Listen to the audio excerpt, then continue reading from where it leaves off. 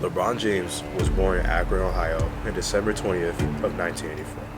LeBron's childhood went through tons of challenges with growing up with a single mom, moving from place to place after losing housing, then lack of education due to living situation and stability in finances. There were even times where he couldn't even get to school because of living situations, where he missed 100 days in his fourth grade year. LeBron's life is now something out of a movie, where he's now one of the biggest names in the world and has a net worth of $1 billion. Despite his background, LeBron not only defied the odds to make his dream become a reality, but it's also an encouragement for his family and peers to show with enough hard work and determination, anything is possible.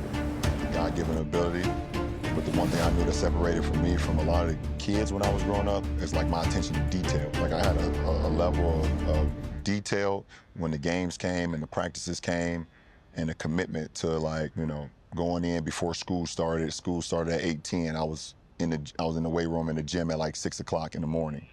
Like, you know what I'm saying, staying after, off days, I would still go in and work on my game. Like I was one of the only kids I probably was the only kid on the basketball team. My best friend Drew, because his dad was the head coach, that had a key to the high school gym that I could go at any time, and I had the code to the alarm to turn it off. So I would just go in high school days where I was just maybe watching TV too much or playing the game too much. I was like, I'm about to just go to the high school, put the gun up, and just shoot 1,000 shots, just to get the work in.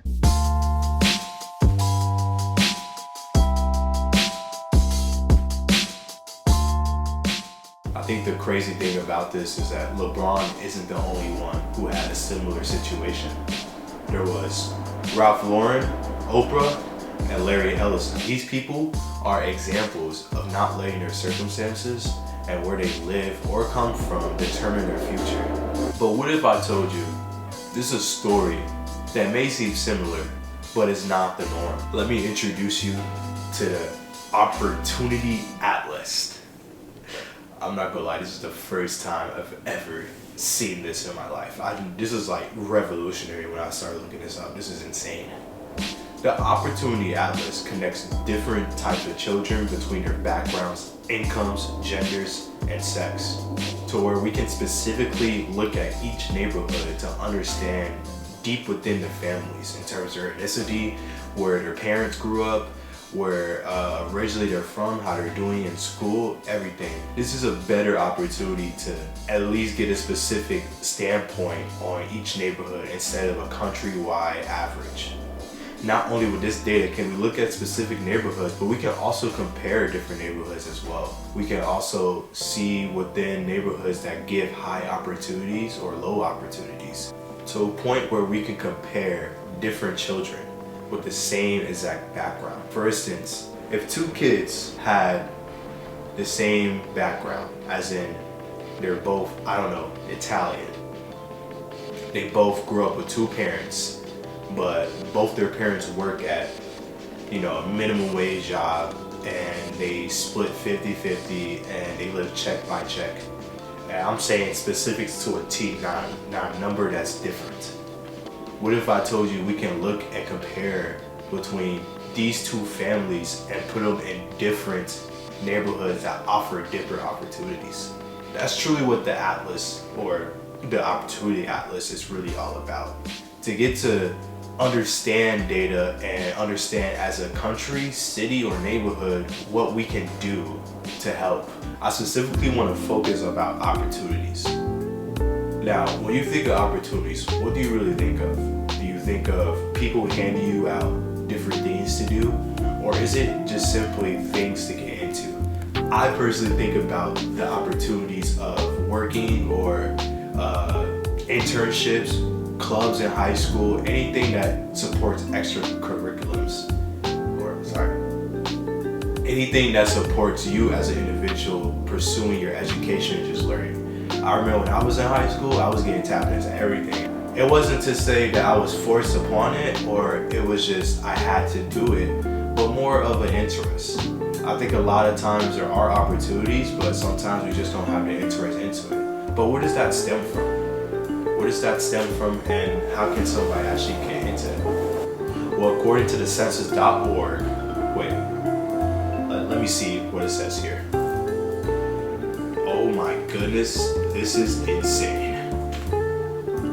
With just a 2.3 mile difference, there's a drastic difference between neighborhoods. To where 44% of children who grew up in low opportunity neighborhoods are in prison. In this video discussion post, video essay, documentary, whatever you want to call it, I don't know where I'm going to send this, by the way, other than you. There's different people I looked at, different backgrounds. I also have somebody that's in a different completely background from like California. But in these interviews, we specifically talked about where they come from, the narrative that's around where they come from, or the neighborhood they're from. Do they believe in that narrative? And then also, do they personally agree with the study? Hi, I'm Sierra. Hi, my name's Winnie. My name is Cortez Davis. My name's Savion. And this is Opportunities and Futures. I am a student at Loyola studying forensic science. I go to school at Loyola University for criminal justice and criminology with a minor in psychology of crime and justice. Now I'm a student at DePaul University studying finance. I'm from the south side of Chicago. And I grew up in the south side of Chicago, in Inglewood, and then also South Shore. So where I'm from is a city called Oxnard in California. It's not a place that people think of or hear of and think, oh my gosh, I know that place. So Oxnard is a city in Ventura County, which people only know of if they visit California. It's between Santa Barbara and LA. So those are more common places. So if people pass through it, that's when they'll hear about it. Growing up in the south side of Chicago is pretty much how you would expect from what you hear. I don't think that what people say about it is completely made up. I think the narrative that's painted in Inglewood is the violence, the rap culture, the drugs, and everything else that you see. There is a lot of violence, but the part that's not talked about is the amount of community there is and the amount of people who have the heart to help it and to reform it. I believe that where you come from can influence the outcome of your life, because where you come from determines the amount of opportunities you have. And I think a lot of places differ because of that. Some places have more opportunities or better access to opportunities than other places, and I think that determines the level of crime that happens. Ironically, with it being such an average city, to me at least, people who stay there still have good careers. They still have good amount of resources. There's not really any like private schools, it's all public. And what I've learned just on a academic level kind of supports what I've learned and my experiences with growing up on the south side of Chicago. There's something called stressors that occur in everyone's life. It's really just any form of stress that can cause someone to want to get out of their situation. And crime can be an easy way and a fast way to get out of a difficult situation, oftentimes due to lack of money, lack of resources. And you see a lot of that on the south side of Chicago. There is a lack of resources, there's a lack of opportunities, and there's a lack of support. And I believe that crime occurs the most where you see those things. And for me, I could say that being at this institute can seem like I've kind of escaped the narrative, but if I'm being honest, the reason I'm here was not because of anything other than luck. I did do well in school growing up, so I did put the hard work in, but I wasn't necessarily guaranteed the same opportunities as other people in other circumstances. For instance, if it were not for the after-school program that my community happened to have, I would not have been connected to after-school programs that helped me learn about college or learn about anything other than life on the streets. There's been plenty of my classmates growing up who didn't have the opportunities I had, who unfortunately were victims or perpetrators of gun violence, and that could have easily been me if I didn't have certain opportunities given to me. So, to conclude, I do agree that where you are born can determine the outcome of your life. That's kind of what criminology studies and affirms, and it's a really big problem. I don't think that people should undermine where someone comes from, because that can play a really big role in who they become. I do believe it takes hard work, but it also takes the people willing to give communities resources and put in hours and put in work. It takes more than just one person. It takes a community, and it takes the United States to realize, hey, the South Side of Chicago does have a lot of crime. Why is that? How can we help? And in taking criminal justice courses, I realized that the implementation of after-school programs helps the kids in those communities be able to have opportunities other than resorting to violence or resorting to crime to get what they want or what they need. It's rare, but it's still surprising that people know about it. It's mostly white Mexican, at least throughout the county, mostly Mexican in Oxnard at least. People that grow up there usually live there and just stay there. At least that's what I've known from adults that I've known in my life.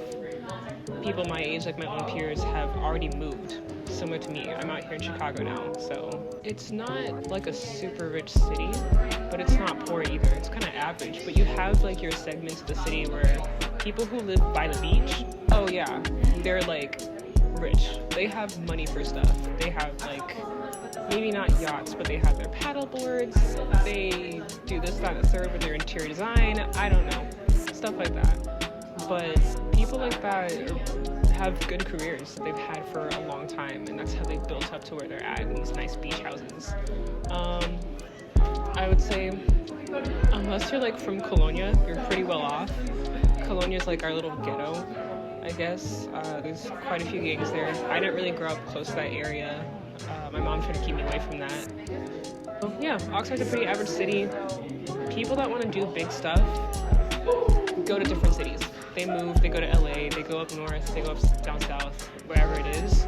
Just because our city is filled with community colleges. We actually have 3, and that's about it. I would say the education's average.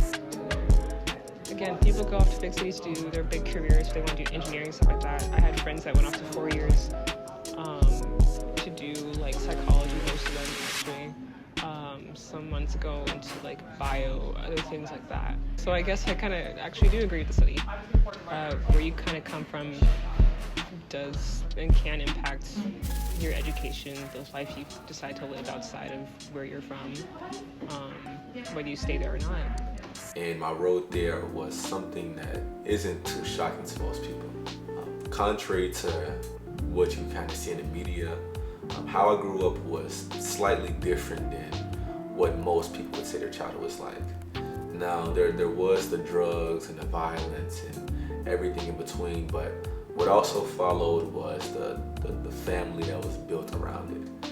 And I think that's something that helped me to transition into my next years of my life. Now, for the purpose of how my childhood determined my outcome, I think that most people are affected by the environment they have grown up in. I think out of a class of 200 people, not as many went the route that I have and made it to the point of success that I've gotten to. Now, is that to say that it's impossible? No, but the odds are stacked against everybody's favor who grew up similar to I did. I am somewhat of almost like a lottery pick, something that kind of defies the odds. And it's something that happens because an opportunity presented itself, and I happen to be the one person out of those 200 who picked it up. With that being said, these stats are meant to be recognized, not to be identified. You don't have to identify yourself with being from a low opportunity neighborhood and thinking that odds are against you, so you might as well not do anything, you know. And the fact that there are people who are born better than you, they're more privileged than you, they have better income, you know, their families they network with people, they have relationships. Something I learned is to not wait to plant the seed for perfect temperature. You know, your situation isn't always going to be perfect, but please, just because you're not in a perfect situation doesn't mean you can't get out of it. Doesn't mean you can't put in the hard work.